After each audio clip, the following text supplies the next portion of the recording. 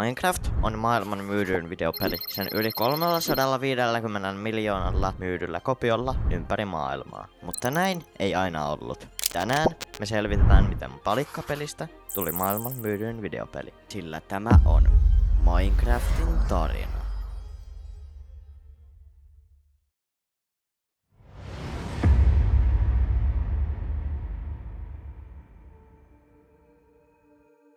Jotta me saadaan selville Minecraftin kasvu, meidän on palattava aikaan ennen kuin sillä oli päivityksiä, hyviä grafiikoita tai isoja monipelipalvelimia. Takaisin vuoteen 2009. Kaikki alkoi yhdestä kehittäjästä, Markus Perssonista, tunnettu paremmin nimellä Notch. Notch kehitti maailmaa, joka oli tehty kokonaan palikoista, vaikka silloin Minecraftissa ei ollut vielä mitään tehtävää, vain tyhjä maisema ja vapaus tehdä se, mitä ikinä kuvittelitkaan.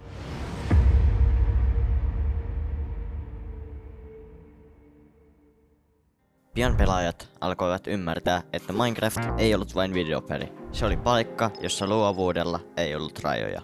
Jokainen puu, vuori ja luola oli kaikki koodin luomaa. Mutta se mikä ei ollut koodin luomaa, oli se seikkailu. Seikkailu, jonka jokainen pelaaja sai itse päättää. Alkuvaiheiden jälkeen sana Minecraftista alkoi levitä. Kaikki ne YouTube-kanavat, foorumit ja palvelimet vei Minecraftin täysin uudelle tasolle. Ihmiset ei enää vaan pelanneet Minecraftia. He jakoivat, opettivat ja muokkasivat sitä. Minecraft jatkoi kasvamistaan maailmassa, jossa pelejä tuli nopeasti ja meni nopeasti. Kukaan ei olisi odottanut sitä, mitä Minecraftista kasvoi. Ei media, ei YouTubettajat, eikä edes Notch. Minecraft ei seurannut trendejä. Se loi niitä itse.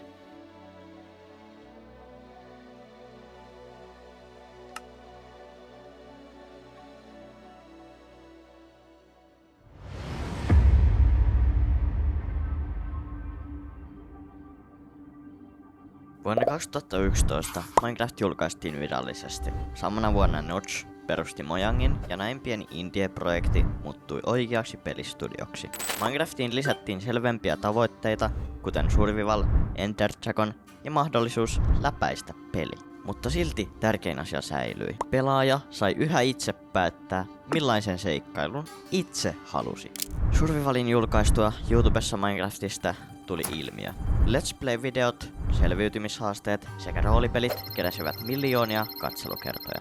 Monille katsojille Minecraft ei ollut enää vain peli. Se oli yhteisö ja osa arkea. Minecraft ei vaatinut huippukonetta tai nopeaa nettiä. Se toimi lähes kaikilla ja oli helppo ymmärtää. Samalla modit ja palvelimet muuttivat peliä loputtomasti. Yksi peli, mutta tuhansia eri tapoja kokea se.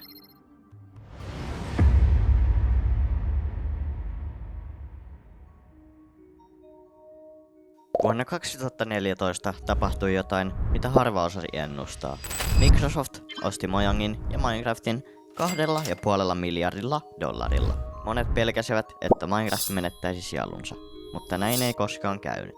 Sen sijaan Minecraft jatkoi kasvuaan uusille alustoille, uusille sukupolville ja uusiin käyttötarkoituksiin. Sitä alettiin käyttää opetuksessa, rakentamisessa ja jopa ohjelmoinnin opettelussa.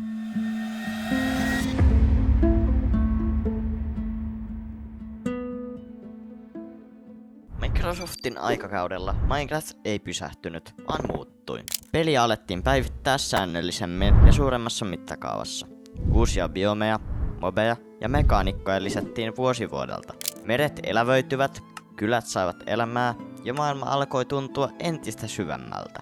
Minecraftista tuli peli, jota pystyivät pelaamaan kaikki. Konsolilla, tietokoneella, puhelimella ja tabletilla. Bedrock Edition yhdisti pelaajat eri laitteiden välillä. Missä ikinä olitkin, pääsit samaan maailmaan muiden kanssa. Samaan aikaan Minecraftin visuaalinen tyyli pysyi lähes muuttumattomana. Palikat olivat yhä palikoita. Graafinen yksinkertaisuus ei ollut heikkous, vaan vahvuus. Se teki pelistä ajattoman.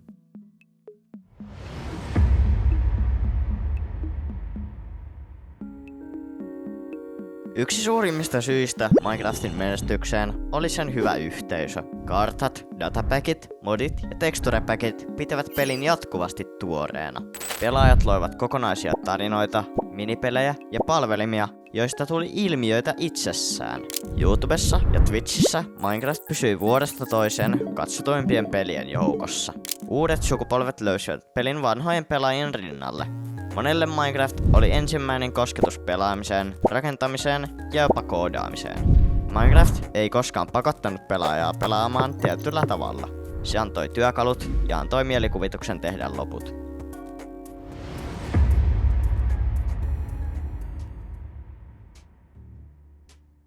Vuonna 2020 Minecraft koki uuden nousun. Vanhemmat pelaajat palasivat peliin ja uudet löysivät sen ensimmäistä kertaa. Pandemian aikana Minecraftista tuli paikka, jossa ihmiset pystyivät olemaan yhdessä, vaikka fyysisesti erillään. Konsertit, tapahtumat ja yhteisprojektit täyttivät virtuaaliset maailmat.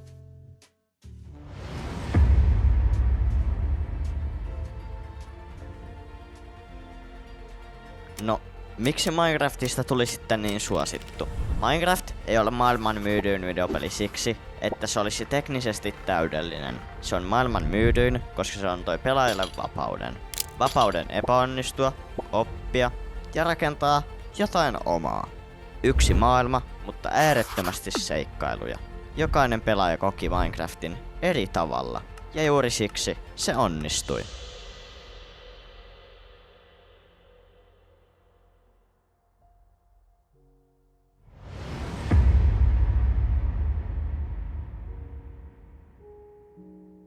Yli 15 vuotta julkaisunsa jälkeen Minecraft ei ole vieläkään valmis. Sitä päivitetään yhä, pelataan yhä ja jaetaan yhä. Minecraft ei ole vain peli historiassa. Se on osa kokonaisen sukupolven kasvua. Ja ehkä juuri siksi palikkapelistä tuli maailman myydyin videopeli.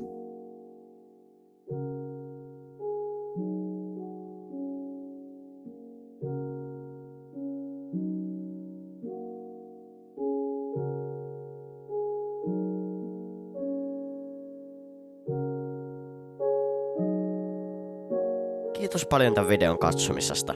Tämän videon tekemiseen on mennyt todella paljon aikaa, joten jos haluat nähdä lisää samanlaisia videoita jatkossa, niin tilaa kanava ja kommentoi alas, kenestä haluaisit nähdä seuraavaksi dokumentin, sekä ehkä paina sitä uutta hype-nappulaa.